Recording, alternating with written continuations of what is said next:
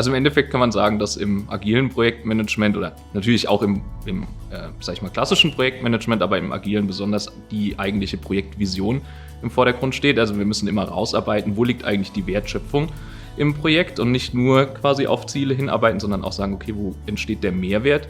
Und im Endeffekt sind agile Projekte eben besonders gut auch dazu geeignet, um sehr schnell und kurzfristig auf sich ändernde Umweltzustände reagieren zu können. Das ist besonders bei langfristigen Projekten relativ wichtig, weil sich dann doch auch die Prioritäten verschieben. Und es erhöht die, sag ich mal, Problemlösungskompetenz im Team, weil eben relativ auch da kurzfristig und agil, vor allem in sehr komplexen Projekten, reagiert werden kann, wenn auch mal Dinge schiefgehen.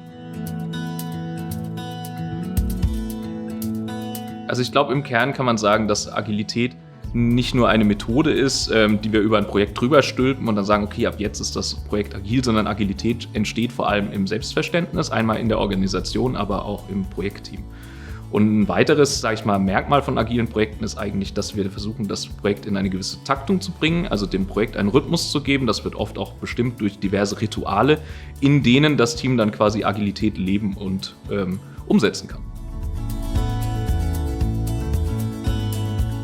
Also am Anfang von jedem Projekt ist es eigentlich wichtig, dass wir uns erstmal mit dem Kunden zusammensetzen und überlegen und zusammen erarbeiten, was ist denn die geteilte Projektvision? Wo wollen wir hin mit dem Projekt? Wo entsteht der eigentliche Mehrwert fürs Unternehmen?